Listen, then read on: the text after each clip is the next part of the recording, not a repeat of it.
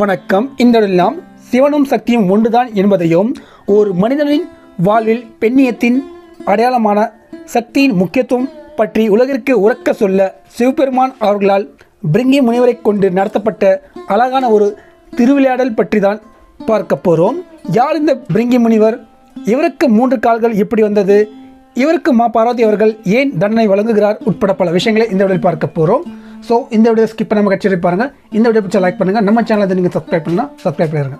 சிவபெருமானின் மிகப்பெரிய பக்தர் யார் என்று கேட்டால் உடனே பலரும் ராவணன் என்று தான் சொல்வர். ஏனெனில் ராவணனை கொன்ற பின் பகவான் விஷ்ணு அவதாரமான ஸ்ரீ ராமரே சிவபெருமானிடம் மன்னிப்பு கேட்கும் விதமாக பூஜை ஒன்றினை நடத்துகிறார் என்றால் ராவணன் எவ்வளோ பெரிய சிவபக்தனாக இருந்திருக்க வேண்டும். ஆனால் சிவபெருமானின் கைலாய மலையிலே சிவனின் பக்தியால் பார்வதியை கோபத்தின் உச்சிக்கே ஒரு பக்தர் கொண்டு சென்றார் என்றால் அவர் எவ்வளோ பெரிய சிவபக்தனாக இருந்திருக்க வேண்டும் என்று நீங்களே சிந்தித்து பாருங்கள். பிரிங்கி முனிவர் அவர்கள் சிவபெருமானின் தீவிர பக்தர் ஆவார். பிரிங்கி என்றால் தேனி என்று பொருள். சிவபெருமான் மீதான தனது பக்தியில் எந்த அளவுக்கு இவர் ஆழமாக மூழ்கியிருந்தார் என்றால் சிவபெருமானின் பக்கத்தில் இருக்கும் சக்தி பார்வதி, அதாவது சக்தி தேவியை முழுமையாக புறக்கணித்து சிவபெருமானை மட்டுமே வழிபடுவார்.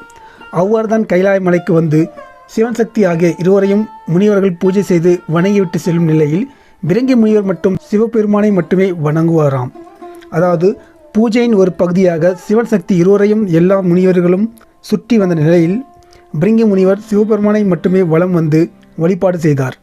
இதை பார்த்த பார்வதி அவர்கள் சிவன் சக்தியும் ஒன்றுதான் என்பதை பிரிங்கி முனிவருக்கு புரிய வைக்க ஒரு முறை அவர் கைலாய மலைக்கு மீண்டும் வந்தபோது சிவபெருமானின் அருகில் உட்கார்ந்து கொள்கிறார்.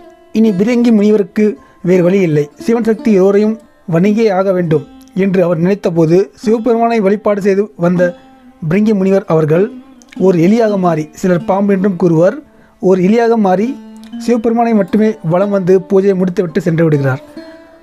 அடுத்த முறை பிரிங்கி முனிவர் மீண்டும் கைலாய மலைக்கு வந்தபோது சிவனும் சக்தியும் ஒன்றாக இணைந்து, அதாவது அர்த்தநாரீஸ்வரன் ரூபத்திற்கு மாறிவிட்டனர். இந்த நிலையில் பிரிங்கி முனிவரால் இனி ஒன்றும் செய்ய முடியாது. சிவன் சக்தி இருவரையும் வணங்கிதான் ஆக வேண்டும் என்று இருவரும் நினைத்தனர். ஆனால் பிரிங்கி முனிவரோ சிறு தேனியாக மாறி இருவருக்கும் இடையே ஒரு சிறிய துவாரத்தை உருவாக்கி அதன் வழியே பறந்து சென்று சிவபெருமானை மட்டுமே வலம் வந்து தனது பூஜையை முடிக்கிறார். இதை பார்த்த அர்த்தநாரீஸ்வரன் ரூபத்தில் இருந்த சிவன் சக்தி இருவரும் கோபத்தின் உச்சிக்கே சென்று இப்பொழுது பார்வதி ரூபத்தில் வந்து பிரிங்கி முனிவருக்கு சாபம் கொடுக்கிறார். அவர் பிரிங்கி முனிவரிடம் சிவனும் சக்தியும் ஒன்றுதான் என்பதை உங்களுக்கு புரிய வைக்க நான் பல முயற்சிகள் செய்தேன். ஆனால் ஆணவம் பிடித்த நீங்கள் அதனை அலட்சியப்படுத்தி விட்டீர்கள். சிவபெருமான் வேண்டுமானால் இதனை பொறுத்து கொள்ளலாம், ஆனால் சக்தியாகிய என்னால் இதனை மன்னிக்க முடியாது. உங்களுக்கு சிவன் மட்டும்தான் வேண்டும் என்றால் சக்தியை மட்டும் எதற்கு உங்களிடம் வைத்து கொண்டுள்ளீர்கள்? அந்த சக்தியை நான் எடுத்து விடுகிறேன் என்று கூறி பிரிங்கி முனிவர் உடலில் இருந்த சக்தி, அதாவது பெண்ணியத்தை குறிக்கும் சதையும் இரத்தத்தையும் எடுத்து விடுகிறார். தனது உடலின் சக்தியை இழந்த பிரிங்கி முனிவர் இப்பொழுது எலும்பும் தோலுமாய் நிற்கக்கூட முடியாமல் தடுமாறி கீழே சரிகிறார். தனது தீவிர பக்தனின் இந்த பரிதாபத்திற்குரிய நிலையை பார்த்த சிவபெருமானால் தாங்கிக் கொள்ள முடியவில்லை. ஆனால் சக்தி அவர்களின் சாபத்திற்கும் அவரது கோபத்தில் இருந்த நியாயத்திற்கும் மதிப்பளிக்க வேண்டும் என்பதால் சக்தி தேவி வழங்கிய சாபத்திற்கு பாதிப்பு ஏற்படாதவாறு பிரிங்கி முனிவருக்கு 3வது காலை கொடுக்கிறார். சிவபெருமான் வழங்கிய இந்த 3வது காலின் உதவியோடு பிரிங்கி முனிவரால் சக்தி இழந்த தனது உடலை தாங்கிக் கொண்டு நிற்க முடிந்தது.